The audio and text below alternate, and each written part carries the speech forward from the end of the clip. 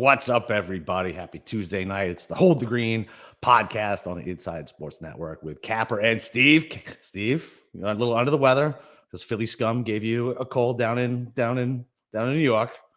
You're gonna make it through the down night. in New York, down in Philadelphia, Philly, sir. right, Philly. No, of course not. You know, not that clean, sterile MetLife where nothing happens for the last 10 years. No, at Philadelphia, where it's a complete cesspool. They don't clean anything. These people stink. And I got sick again. It's not because my kid brought home a virus from the indoor playground or that I was in 20-degree weather. It's definitely not because of that. I'm telling you, every year you get sick going to this fucking game. So next year you're gonna have to try Skinny Joey's cheesesteaks. It's a new place that's opening up by an ex-Philadelphia mob boss somehow. It's insane. Nice.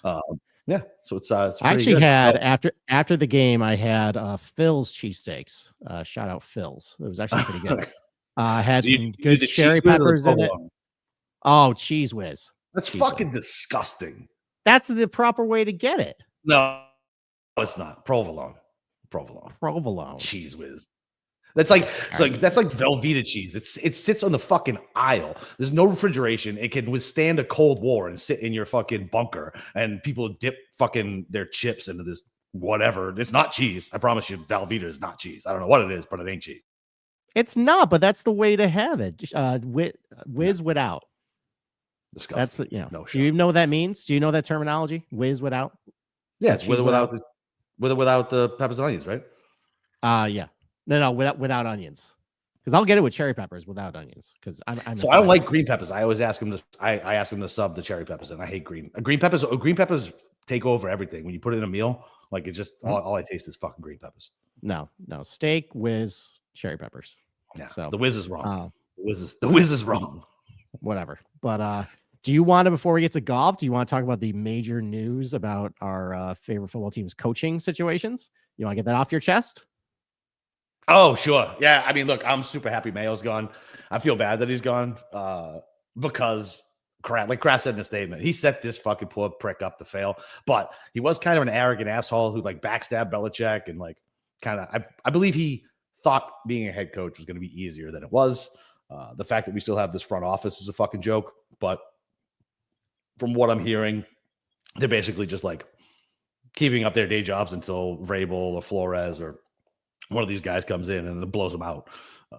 But yeah, I mean, look, he deserved to go. He was a bad coach. He was not ready for it, which sucks for him. Kraft never should have hired him in the first place because he never even called defensive plays, man. Like what did they expect him to do? They expected him to be some CEO because he went to work for some bullshit media company for 4 years. Like that was the other thing. Like everything was corporate speak and just bullshit on all his press conferences. You could tell he didn't have a hold of the team. It sucks for him because I loved him as a player. He was a fucking terrible coach. Hopefully he can go somewhere else and succeed when he's ready. We'll go let him be a defensive coordinator somewhere. Let him start calling some plays. And then maybe he can learn from his mistake and do it. Just kind of like B-Flow, man. Like I really want Flores. I want Flores instead of Vrabel. I really do. There'll be another Belichick linebacker as a coach. Like I know he's not part of the Bill coaching tree, but I don't know, man. I need the Crafts to get outside their comfort zone, but I don't want Ben Johnson as much as like he's great. Like my offense doesn't look anything like the Lions offense as far as like talent goes. I can't do another first year head coach. I just can't do it. I need somebody with experience who can come in and write the organization because the organization is a fucking joke.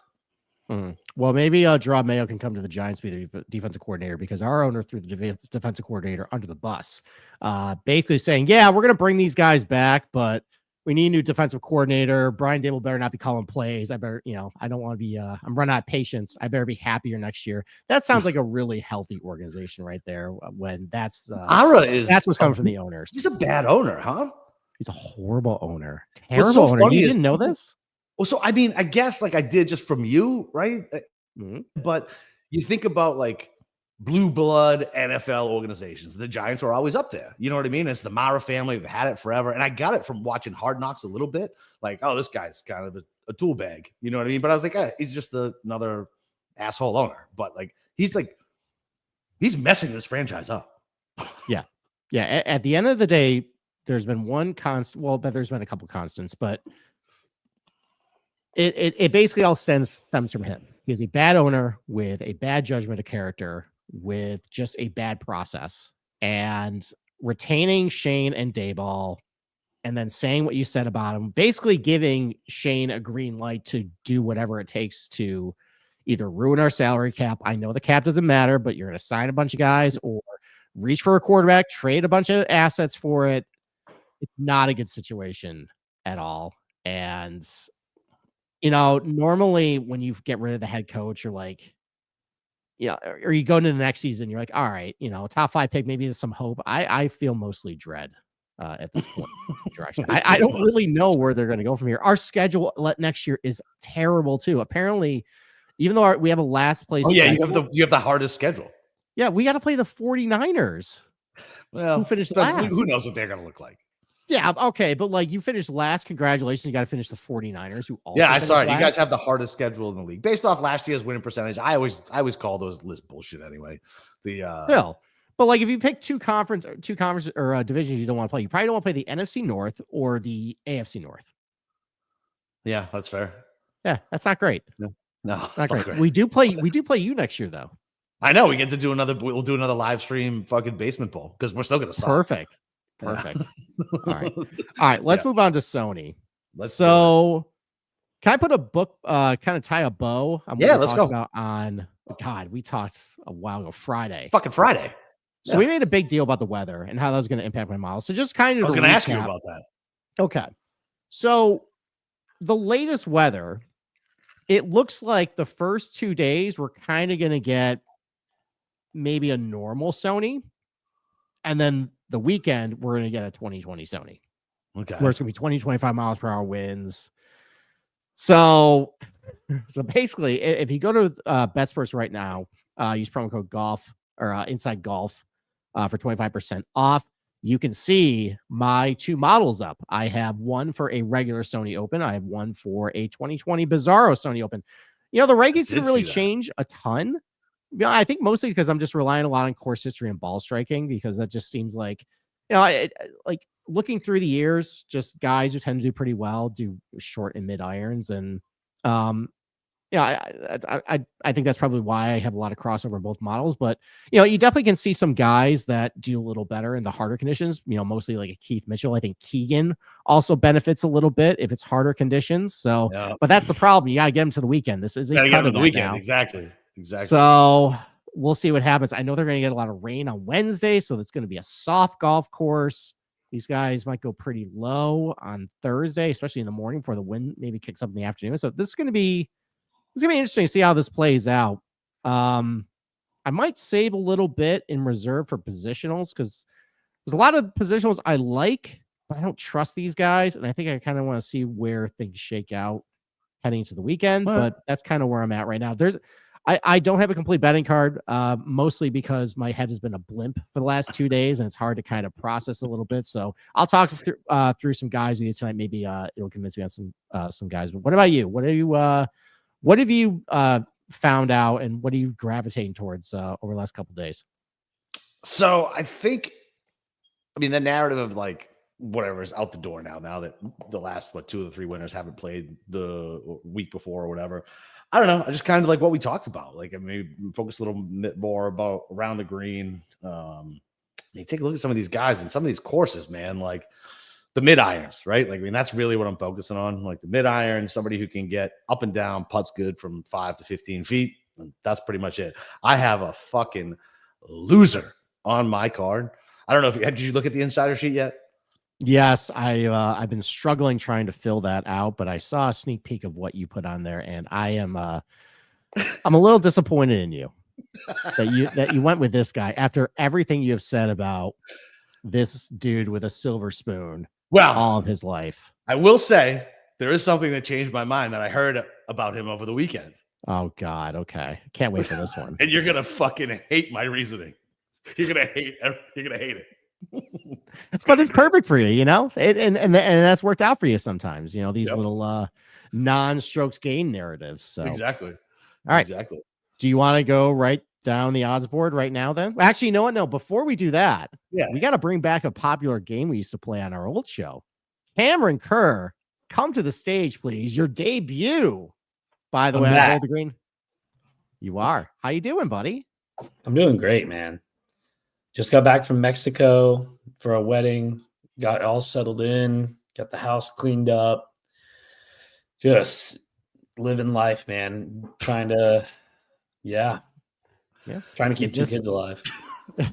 Is this trying to say everything's perfect while your Steelers slowly circle the toilet down the drain there? Oh, another one and done, like I told you at the beginning of the year. Fucking limp into the playoffs, get your dick kicked in, Tomlin kicks his job, and you get to be a mediocre franchise, but get to keep saying, I made the playoffs for 10 years in a row, but you haven't won a fucking game in 10 years. It's the worst. Fucking Yinzers are the fucking worst. It's actually insane how it doesn't matter like what we do for the first like 12 weeks. Like after week 12, it's just like spiral downhill every single year. It's the same season every single year. It's insane. And I realize we're kind of in like quarterback limbo still, but like we're never going to get Russell Wilson, and you thought he'd be good. Russell Wilson was he was awesome. I told you he's big cash. He was awesome at the beginning. When he had two good games, week 5 and week 6. Fuck out of here. All right. Well, at least you won't have Kathy Hochul to blame this year. All right, so we have now. So I told my wife earlier. She's like, who do you want to see? Chargers, Ravens, or the Texans? And I'm like, well, obviously everyone's gonna say the Texans, but Steelers fans know we have to play them every 4 years, and we never beat them for some reason. Never. The Chargers? And so I'm like, look, like I grew up in Houston, and we would go see the Steelers when they would come to town, and we would always lose. So I don't want to go to Houston. I think that if we could beat anybody, it would be the Ravens, and they're the best team. It's fucking high. Are you still high? We can beat the Ravens. What did you smuggle in with you? We can beat the Ravens. Any given day. At any point in the season, we can beat them. Doesn't matter how good they are. Doesn't matter. That used to be the case. It used to be 3 points. Didn't matter what it was. Who was favored? Fucking the spread was always 3. The game came within 3. You know how long it's been since that's actually been true? I mean, it doesn't. At least fucking 5 years. It doesn't matter. Terrible. Okay, all right. Let's transition to the game. So, by the way, did we ever name this game? By the way, or was it just guess the most popular guys? Guess the most popular golfers, I guess. Anybody got any good ideas? Throw it in the chat. All right. So basically, how this game works is there's the tip chart out there, and Capper and I take turns. Neither of us had looked at it. Obviously, I'm not on Twitter, so I have not seen it. And Capper, through good faith of his own, does not look at it either. We try and guess who's the most popular guys. My results on the chart this week. Yes. So we'll go back and forth. 3 strikes, you're out. Maybe we'll come up with some stakes for this, by the way. Maybe we'll track the weekly winner, and then maybe we'll do a little bit of loser pays a prize or something like that at the end of the season. All right. I will let you go first, though. All right. So you're up. Cam, you got it all loaded up? I'm ready. Okay. All right. Capper, go. He's on. Well, I've seen him all over Twitter. He has to be on it. Eckroat. Number 3. Yeah. Okay. All right. Just based on, I think, some early conversation in the Discord about this guy, which, by the way, that's a great incentive to go sign up for Inside Sports. I would say Luke Clanton. That was going to be my next guess. Luke Clanton is not on here, surprisingly. Interesting. Wow. Very, very interesting. If you go to the insider sheet, or the insider sheet that's available on InsideSportsNetwork.com, Luke Clanton is projected to be 17% owned, highest in the 8K range. Yeah. Okay. So I'm surprised more people aren't picking him outright then. Interesting. All right. 1 strike for me then. All right. We'll go Henley. Henley is number 4. All right. 3 and 4. Okay. All right. I will go with Daniel Berger. Number 1. Wow. Fuck, number 1. Oh, no. These people. God, that's going to end horribly. Yeah, of course it is. It's Daniel Berger, and he's number 1. What? Man. Why? Just because we want him to be old Daniel Berger, and he had 2 good finishes on the fall swing. I thought I had a good number on him. All right, well, that's too bad. All right, you're Number up then. 1. All right, so we got 1, 3, and 4. Yep. So let's see. I will go with Straka. Straka is number 2. Ooh, so we got 1 through 4. Man. All right, with 1 strike. Okay. 1 strike. You got 4 remaining. There's 8 on here. All right. Should we set like a number limit? Like, What do you mean? for like, because I think it varies. Like sometimes it has like 6, sometimes it has 8, sometimes it has 7. Just whoever's on it, I guess. Okay. All right. I will go with Taylor Pendrith. No. Wow. Okay. Okay. All right, 2 strikes for me. All right, I'll go. We're gonna go back to the well with Cole. Not on here, which I like All right. a lot because I really like him this week. Everyone jumped off of him. Now's the time. Mm-hmm. Okay, including me publicly, by the way. So that is the time to get on. All right, so I got 2 strikes. I got to be careful with this. Are people going back to Ben Griffin? People are not on Ben Griffin. Okay, Fuck. they've finally been burning enough on him too. All right, I'm out of the game then. I lose. So Capper wins this one. All right. All right, so I guess just give so we don't have to. I don't have to sit here and guess. Give us the rest. All right, at number 5 we got Tom Kim. Okay. Makes sense. Number 6 we got Cam Davis. Oh, No way that ends bad. And at number 7, I'm gonna butcher this. I think it's Mac Meisner. Mac Meisner. Okay. Okay. How is he on the fucking? And then he at looks 8, good. He looks good in the models this week. we got Nick Unreal. Taylor. Okay. I listen. I almost went Nick Taylor for the gummy play, but yeah, unbelievable. Okay, That's very of course. weird back end. That's a course history guy. On 100%. Friday, That's you're like 100% Nick Taylor's on this list a lot. I'm like, yeah, well, he sucks now. So, all right, Cam. Thank you. Appreciate Thanks, that. I'm glad the cartel didn't kill you. Yeah, You me can swoop too. back in if you got any comments later. So, All right. All right. will do. all right. So apparently TGL is going nuts right now. Everybody's loving the TGL. I have it on in the background. I don't know yet. We'll see. I will tune in after we're done with this show. We're recording at 9:00 on Tuesday. We'll be on probably around 10. So I will be the judge on.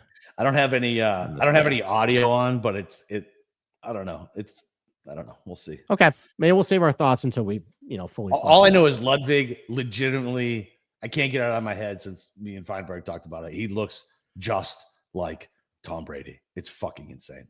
He does. But you Handsome don't like man. him as much as Tom Brady. Handsome. No, of course not. I don't love anybody as much as I love Tom Brady, other than my kids and my wife. All right. Let's go to the odds board. All right, let's do it. First question. Have you bet anybody under 20-1? No. No? Okay. Do you have anything on your card 20 all right, let's just go Hideki, Connors, Henley, Tom Kim. No. Like as far as like I was gonna fade Tom. You're a fade Tom Kim? But yeah, so I chose somebody different though. Okay. All right. What about like matchups or anything involving those guys? Nope. Just avoid Okay. it. You're just avoiding altogether. Yep. Okay. If you had to fade somebody in this range, all right. So you would fade Tom Kim. I fade in this Tom range? Kim, yeah. Yeah, Okay. his history he is not great, and he didn't play last week. I don't know. Okay. All right. Let me give you some sample matchups then. Tom Kim minus 115 over Russell Henley minus 105. You take Henley? Oh, fuck yeah, all day. Okay. So if I had seen that, I would have taken that. But my Tom Kim matchup was garbage. I can't remember what it was. Okay. You're paying a little more juice for this, but how about Corey Connors minus 150 over Tom Kim plus 125? Nope. I'm never laying 150 on Corey Connors ever. Okay. I kind of like Connors this week, but I don't like his number, which it's so high, but I get it. Like if you want good, consistent ball striker from 150 to 200, even like his around the green numbers look better. His Last like putting's 50 been better. rounds. I don't know. Putting's been better, but like 14-1 Corey Connors. I don't This know. ain't the Valero. Right. Like, I don't know if I want to do like top 10, like plus like 130 or 140, I think, on him, because, you know, that seems like a T12. You're paying juice for a top 20. Yeah, I'm good. All right. All right. So you basically have no interest in anything really under 21. I don't either at this point. Trying to find a way to get maybe Connors on my card, but it's probably not happening at this point. So let's move past 25. Let's move 25 to 1 and up. Your boy Keegan. Yeah. So coming back after the heartbreak last year. Yep. Had a good showing at the Century. Props to you. Egg in my face. Yes. You're the Keegan whisperer. How is he a year after like a heartbreak at a tournament? I was trying to remember this. Where did was it the Valspar where he went in the fucking water? And then the next year he came back and missed the cut? Yeah. I was on vacation when that happened. He was going head to head with Sam Burns. Yeah. So, okay. I don't know. I had to make a decision and I decided to zig when I usually zag at this number. So I love Keegan. Like he came through last week. Stash looks good. I don't know. Like how many times did somebody who's come in second and like a heartbreak at that too? He fucking yanked that shit left, like an awful fucking second shot coming in overtime. Yeah, I left him off my card completely this week. If he gets me, he gets me, and I'll just be happy. And I'm going to live bet him at some point if he looks good. Okay. I mean, I considered him. I did too. 25, 30 to 1 range. Again, if I'm just targeting guys really good from like 100, 200 yards, solid ball strikers, especially when he gets windy, tough conditions. I know I've seen Keegan do it in tough conditions in his career. Just didn't get there. I think it's probably because I populated my card with just a lot of losers, like 40 to 1 plus. And then like I could have room for Keegan, but I think kind of like you, I'm gonna pass on him for an outright, maybe positional if I can find, maybe top. I don't know. See, I don't even know if I want to bet top 10 because of how the weather's gonna be. And how unpredictable it is. Like that doesn't seem like a good investment. I'd rather go down the card if I want a top 10, top 20, like get a little more plus money on it just because of how unpredictable it might be. Yeah, listen, you're speaking my language with that. Okay. All right. So talk about the one guy you do like under 30 to 1. It's Mad McNeely, which I'm disgusted at. Why are you disgusted? Why are you disgusted? Well, because there is a very famous rant in our history where you scream about guys betting Mad McNeely under 30 to 1. And here you are betting Mad McNeely under 30 to 1. I know. So explain yourself, sir. So during one of the little vignettes that they were talking about, one, he finally got the monkey off his back and he finally won, right? So he's not a complete gutless loser now, right? He's got a thing. He's got to win. You know what sport he excelled at in high school? What sport do I respect the most? Crew. Fuck you. Seems like a guy who would do crew. What sport do you think I respect the most? Hockey. You know me. It's a fucking great hockey player in fucking high school. Really? That's it. So the silver spoon narrative. So and watching him a little bit on Saturday and Sunday, I could see that little that little fire in him. And look, man, he played well. He won the RSM. He certainly did himself well. Last week. And what's his course history? It's not great, but it's fine. And it's fine. Yeah. It's fine. Like it's nothing great, but I mean, look, man. I mean, you want to talk about somebody who I think can get up and down, right? Who, if I have money against them and he's going to make a 10-foot putt, it terrifies me. And he didn't even putt good last week. I think he lost like over a stroke. He's good around the green. Yeah, dude. Like I had a good fall swing. Like give me my newfound guy because he played hockey, Mav McNeely. Okay. All right. So if you're looking for somebody, if you're big on the iron game this week, especially from 150 to 200, it's not Matt McNeely. He's not very good in those stats. But in a lot of these golf courses that usually is pretty heavy with some of the short to mid irons, he's got a good track record at, and this is a good place too. His iron game, I think, has gotten better over the last, year or so. And I'm Yeah, looking a little 150 to more long-term 175 stuff. is trash for him. But It is. And I think, 175 to 200 was okay, and his wedge game was good. okay. So just the number's a little low for me. I I know, I passed get on it. him. I was But if discussing this, with myself, Steve. Don't worry. yeah, but like if he's hanging around and it gets really windy over the weekends, you know, the way he has that short game, like he could Cam Smith it, Yep. you know, at that point. So I don't hate that. All right. So two guys that are kind of getting faded: Bob McIntyre, Sahith, and Saad Tagala. Mhm. Pick one of those guys. Who would you back? McIntyre. Bobby Neither. Mack. Bobby Mack? Okay. Yeah, Bobby Mack. Why is All Bobby right. Mack getting faded? I think just because I don't think he looks great in the models. I think people probably are thinking, you know, McIntyre, flat, Sony, Wiley. Is that really kind of a course fit? The iron numbers kind of like a Matt McNeely. Like if you look at the proximity numbers, he's not really great from that range. I mean, Even though his iron game he's middle has of the pack. gotten better. Middle Yeah. of the pack. Top 25, 175 to 200. Mm-hmm. No, I kind of question the numbers I'm getting from his strokes gained from 150 to 200 in proximity. It could be just because I know the beginning of last year he was really bad. Yeah. Could we bleed into that? But he has been good since then. Yeah. I mean, look, man, fucking he won the Scottish when I had him. Like, and listen, I like Bobby Mack. You know me. It's I just think Digala, what I saw, first of all, he lost me a fucking matchup last week. So immediately black mark. But Okay. I know he's wild off the tee, but nothing really looked good with Sahith last week. Yeah, the problem is that you just don't really know sometimes when he's gonna pop. Like last year, I remembered I think he was really good at Century, and I kind of got on board with him at Wiley because you know he's been good at Harbor Town, Innisbrook, Southwind, like some of these courses you wouldn't think is a Sahith Tagala golf course. He has shown up, and it went horribly for me. So now he comes in off a really bad Century. You know, is he going to get guys this week? Sea Island, that's another one. He finished second there. Yeah, that's true.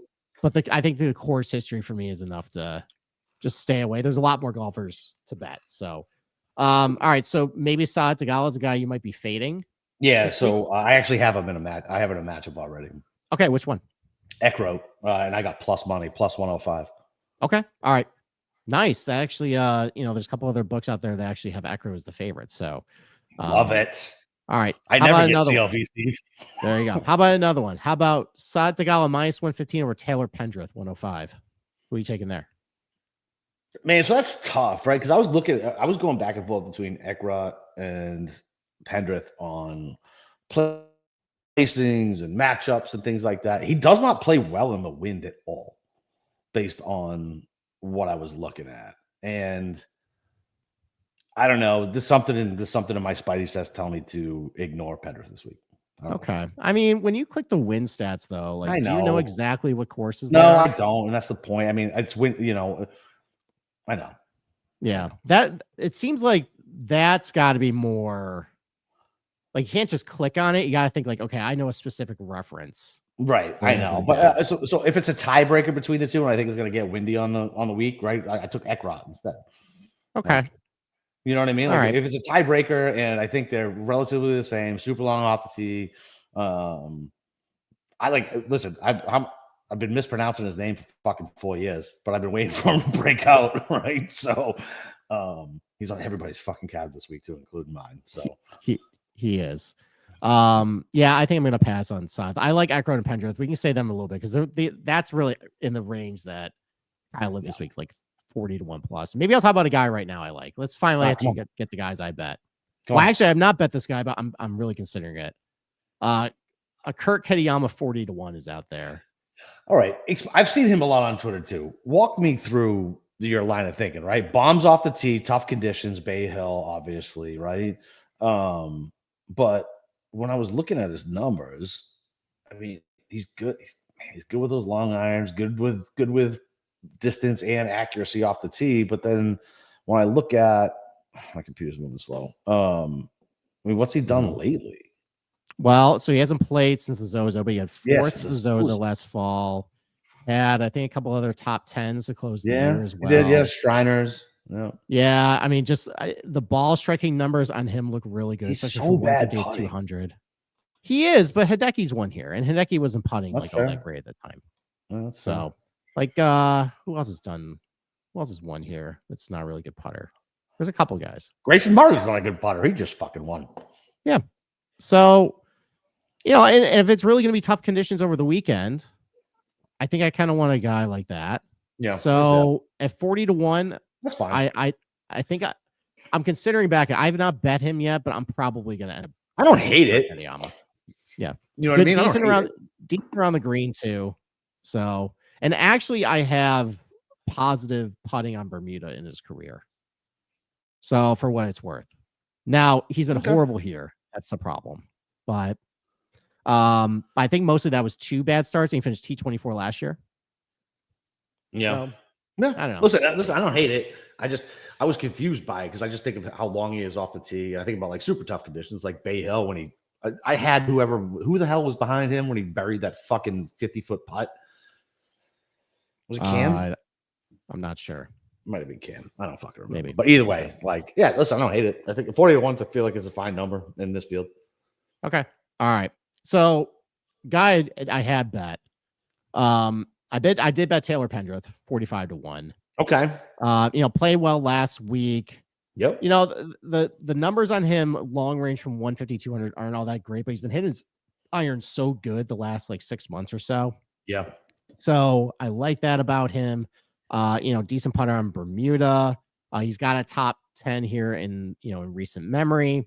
I just like the number on him. I think he's a very solid player, and getting 40-1 on him. You know, he looked good in my model too. So I felt like I had to back him in at that number. And then I joined the brigade on Luke Clanton 40-1 as well. The amateur. Well, he's been playing good, man. You're better than this. He's been playing good. Not gonna. He's great from 150, 200. Good Bermuda putter. Okay. So why is it just because you don't watch the guy? Is that why you don't like it? I mean, whatever, dude. He played a couple things on fall swing. He's going to be playing spring golf. Like he's not like, I don't know, whatever. Okay. Didn't we see Jake Knapp and Nick Dunlap win in the early on last season? Well, Jake Knapp's 45 years old, so I don't know what that has to fucking do with anything. But yeah, Jake Knapp. Cam, he's like my age. Yeah, he's fucking super old. I don't know what it has to do with being an amateur. Yes, we saw Dunlap win. When was the last time you saw an amateur win in a tournament before Dunlap? Well, it was Phil Mickelson, right? Thank you. Fucking, that's how long it's been, and we're all gonna jump on Luke Clanton at fucking 40-1 with a field full of professionals. It's asinine. Okay, well, what has he done in a field full of professionals? I don't care. You don't. He's not winning. Claire. Okay, he's not winning. All right. Okay. He's not winning. He probably will not win. This is the Twitter, and you're not even on Twitter, so I'll give you credit for not doing that. But this is the Twitter fucking echo chamber. Like it probably is. That's why I'm surprised he's not on the tip chart this week. He's not even your fade. Put him as your fade. I can't put him as my fade because he has to be under 30-1. You know, he might be. He might be under 30-1 by then. If he is, I will. How's that? I'll switch it. If he makes it to 30, I'll switch it. Okay. All right. I bet Substraka at 60-1. I've seen him a lot too. So walk me through that. I mean, kind of similar to why I like Kurt Kitayama, just really good with the mid irons. You know, good in tough conditions. Yep. Good on these types of tracks. So I just, and he's 60-1, I think. Yeah, I got him at 60. I think he's like, 50, 55. I just like the number at this point. Yeah. I like that type of guy who looked good in my numbers. I like Straka. Yeah. So, and then I bet a guy who's dead, Daniel Berger, at 70, actually. I thought that was a decent number, but that's Daniel Berger and an amateur. Steve, I don't even know who you are. Okay. All right. Well, you bet Matt McNeely, so that's fair. That's fair. That's true. So I guess new show, new us. What is happening at this point? All the heads are falling off. Okay. All right. So I can fit probably 2 more guys in this range. Let me throw out a couple names. Okay. So we already talked about Austin Eckroat. Yeah. So I bet Eckroat's on my card.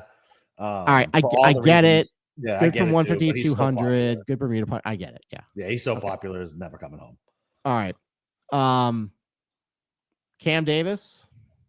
So Cam Davis was the next guy on my card at fucking 55-1. I missed the 65. I got the 55. That first round was bad last week, but damn, man, those last 3 rounds he played well. His around the green game is super strong, long off the tee. Yeah, I love me some Cam Davis. Okay. Try to put your bias aside. Okay. Brian Harmon. Ugh. Okay. 60-1. Good history here. Oh, it's not. Yeah, it's okay. It's okay. It's not good. He's got some top 10s. It's a long history, but he's got some top 10s. Man, the last 5 years, his best finish was last year at T18, T32, T48, T56, T32. That is not a good course history. Okay. Well, he's been good here before that. Okay, I'm just throwing out guys and like I used to be able to lift heavier weights too fucking 8 years ago. Look, I think there's a lot of grenades in this fucking field. And one of these guys is going to play pretty good at this range. Yeah, that's fair.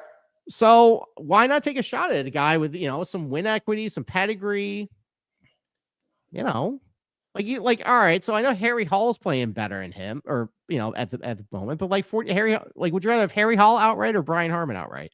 I mean, right now I'd rather have Harry Hall. Okay. All right. So you're playing flavor of the week then. That's it. I love his little flavor saver. Okay. All right. So now I'm just digging my heels in. My heels in. You are digging your heels in. I am digging my heels in. All right. Tom, how about a 70-1 on Tom Hoagie? I'd rather Brian Harmon. You'd rather have Brian Harmon? Okay. How about a 71 on Billy Horschel? I like Billy. Give me Billy. You like Billy. Okay. Yeah. Why do you like Billy this week? Because he's on my majors draft team. Okay, why else do you like? Why do you like Billy? he actually has a decent course history here. He's good. He actually does not have a good course history. He does. It's the same. It's worse than Brian Harmon's. You just said was a good fucking course history. Okay, well, it's worse than Brian Harmon's actually. Is it? I don't think it is. Yes, it is. It's worse than Brian Harmon. He had a top 20. Brian Harmon hasn't had a top 20.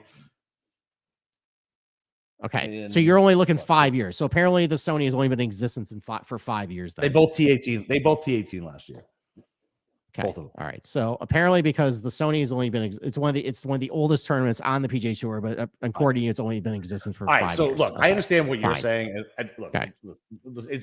I understand what you're saying, but at the same point, I mean, how far back do you really look? Like what I did 7 years ago has nothing to do with what I can do. Because Wildlight hasn't really changed all that much. Yeah, they've done some renovation work to it, but it hasn't really fucking changed. As an athlete, your skill level drops as you keep moving on, or you get worse. You know what I mean? So 7 years I guess you just look at the courses differently. I look at it as unless it's had a major renovation, if it's basically the same golf course, then yeah, if I see past success there, it's fine. And look, it's not like I'm comparing like Oak Hill 2023 to Oak Hill 2013 here, buddy. No, so I'm not going to that extreme, right? But all I'm saying is I don't wait. Let's put it this way: I will weigh it in if it's between the tiebreaker, but what you did 10 years ago doesn't matter to me. It really doesn't. Okay. All right. So let's keep going down the card then. All right. How about some long shots you like? So, I was kind of open. I wanted you to kind of talk me into some of these longer shot guys. So talk to me about, I like Putnam. Why do I like Putnam, man? Because Putnam's got a good course history. I bet this loser all the fucking time. You do bet this loser all the time. He's got a good course history. He's got a great course history here. He's got a great course history. He's played all right in the fall swing. Good iron player. Yep. Good short game. Yep. I think he had a good finish in that 2020 Sony. All right, Putnam or Novak? I'm probably going to go, I would say Putnam. Yeah, I agree. God damn it. What do y'all think about Chris Kirk? I don't know. I'm always out on Kirk. You can ask. No one is talking about him. I feel like he got his win for his career. If that makes sense. Well, he's just done after last year's century. Yeah. Yeah, listen, if he's got low ownership, low buzz, yeah, for DFS, yeah. 48 rounds at Wildlight Country Club. In the last 4 years, he's gotten a T2, T3, T27, and T18. Yeah, he's good around here. No one is talking about him. 48 rounds too. That's a lot of that's a lot of rounds. Yeah, I mean, why is no one mentioning him? Is now why I'm concerned. Like, Well, because he played bad last week at Century, and I think he didn't play great in the fall. So it's probably a lot of that stuff. Ninth at the BMW, and then like just pretty average. Yeah. Cut at the RSM, and then yeah, I mean he lost half a stroke on approach, half a stroke putting, good off the tee. I mean, yeah, his recent history isn't that great, so that's probably why. All right, what are some other long shots you like? All right, so what about Whaley? Whaley screwed me at RSM. I know, but he looks good in this course, right? Good course. Yeah, listen, I mean, he played good in the fall. I don't think he's been all that good here though. No, I feel there's like another guy around him I like. It's kind of like a similar type of career he path. Got a top 20 once. Okay. Once. All right. No, a guy I like down here is like a Henrik Norlander actually. Okay. 150 to 1. Played decently in the fall. Good ball striker. Good around the green. Your Swedes. Pretty good course. Yeah, I do like my Swedes, but pretty good course history here too, relatively for his talent level. So, you know, I mean, you go back to Patton Kazire, played well last week. Good history here. I was looking at him too. I feel like you're starting to buy top of market with him though. Yeah, like with some of the I looked at some of the positional markets and I'm like, that's. What about your boy Fishburne? No, I don't know. No, not a good course fit. I think I got burned by him too many times in the fall. Okay, that's fair. I just know you like him a lot. So okay. Well, all right, so I found Chandler Phillips. Oh, Aggie. Now you're speaking Cameron's language here. Love that this week. There you go. All right, so I'm taking him off my card then. His only performance at Colonial Country Club, T12. Yeah, I like it. I mean, he was my first. I put him in as my gummy play, and then I looked up and I was like, "Oh yeah, Capper and I are talking about this." Oh, did you put him as your gummy play too? So yeah, he plays good in difficult conditions. I don't know how many rounds it is. Not a lot, but it's okay. That's what I'm assuming. And Bermuda's fine for putting for him. He putted his ass off at the RSM. The only thing I worry about, it looks like his around the green isn't very consistent. But I mean, look, it is what it is. He's a gummy play for a reason, right? He's 140 to 1, or whatever the hell it is. So he's going so under the radar. Like he had such a good rookie year. Like I hate when you talk up my picks just because they're Aggies. No, okay, like that's not the only reason. Like he's actually really freaking good at golf. He's got a good stash. You like golfers with mustaches. You like fucking Cassidy. I have a type. Like this guy. You got a type. You know what he does? You know what he does in his free time? He fishes.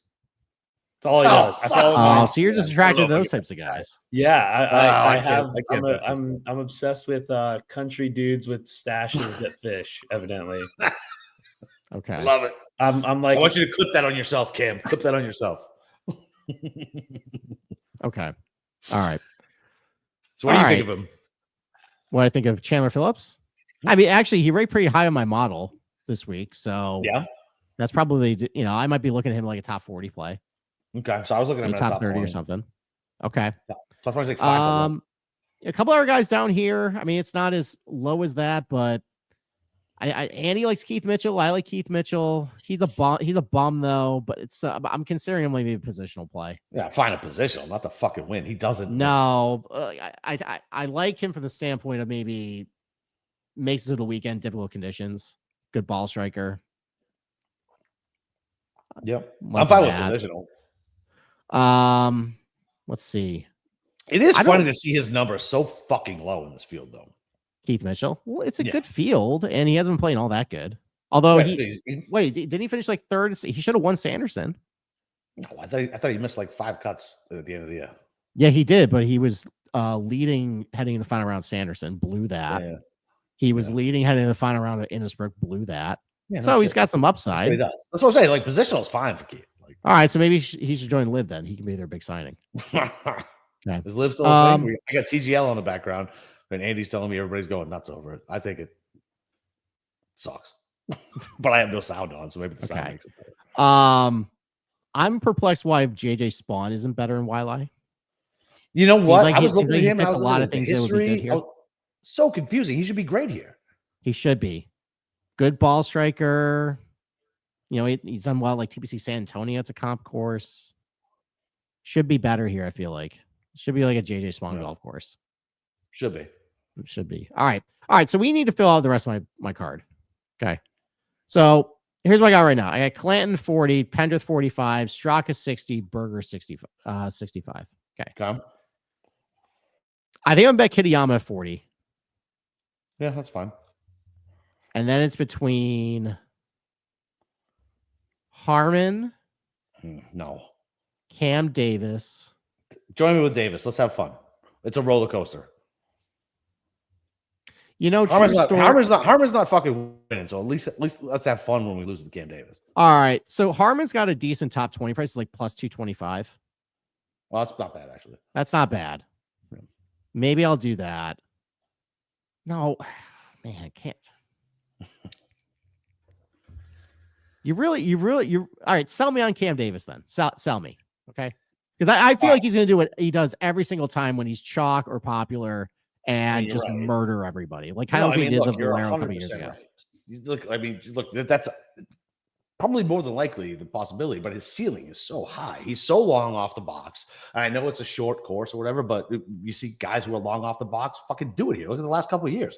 Benny An was, I think, I don't know. He was really good. And then I think wasn't Grayson like the longest off the box last year? Yeah, but this is different weather conditions. I'm just saying, like, look, and look, Davis is great around the green. Like, he really is. He's good around the green. The problem is he's just so fucking erratic, man. Like, it just is. I think if you're going to use that driving argument, I think that's just recency bias. Because then you got Siwoo Kim and Hayden Buckley the year before that. You got Henley and Hideki, who was hitting it short back then. Yeah, you got Kevin Na, Cam Smith. Right. Like, yeah, you're right. I don't know. You're gonna have to sell me more on just like driving now is the big thing, especially when you go back to that. No, I don't just mean that. Like, I mean, look, he's super good around the greens. He's really good with his wedges, 150 and in. Right. The problem is 150 to 200. He's mediocre at best. Okay. All right. Well, then I'm probably going to take some NyQuil and dream about it, and I'll put in my betting card tomorrow. All right. Yeah. But I'm pretty sure Kitayama is going to go on the card. Yeah. Don't put. I got room for one more. Yeah. Okay. All right. And then positionals, I'll fill out probably tomorrow. There's a couple books I have that don't have it. What do you think about this bet, Steve?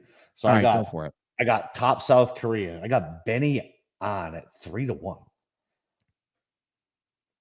3-1? 3-1. Yes. I don't understand. Oh, because is it because he's got Tom Kim and all right? Yep. Is he the worst odds? Yeah, that's it. He's got Tom Kim and Tom Kim and Siwoo. And I was like, fuck yeah. Well, you got Cage Lee's in the field too. Don't forget about him. Cage. This isn't. It's not a TBC. Yeah. Same correct. Yeah, that's fine. Yeah. Okay. Yeah. I thought that was good value. It's like a top 20 on plus 150 on Ben on, considering that. That seems like a good price. That's a good one. 150? 150, yeah. I like that a lot. Yeah, I could get that. That one's probably going. If I'm not betting him outright, that might be a good positional. There's nothing I don't like about him at this golf course. Obviously, he's got the two top 20s here, which means he's missed cuts incoming. But yeah. All right. Okay. I got nothing else. You got anything else? Nah, that's it, man. I only got 3 outrights right now. I'll fill out the rest of my CAD and I'll post it in the Discord where everybody who is listening to this should go. See everybody chop it up and get all our DFS and betting updates and chop it up a bunch of smart people, man. It's a fun place to be. It's actually funny. That's a good spot. So I guess we'll talk about TGL next time too. We'll see if this thing catches on. Seems like everybody likes it. Yeah, we'll see. You ever played on a simulator? Yeah, well, you live live in fucking New York, so of course you do, right? Yeah, of course. That's all we can do. Well, I live in Florida, so I played on a simulator one time, and I was like, well, this is not great. Mm-hmm.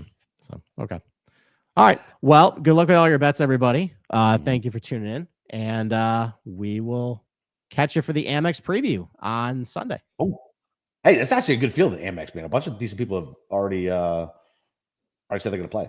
Yeah, it's usually top heavy. Yeah, which is fine. I'm fine with that. It's not a great tournament, but no. What did Rom say? It's a fucking putting contest. Yes, it is absolutely a putting contest. All right, best of luck to everybody this week. Catch us in the Discord, like and subscribe on the YouTube, and go become an insider. Get smacked later. Bye.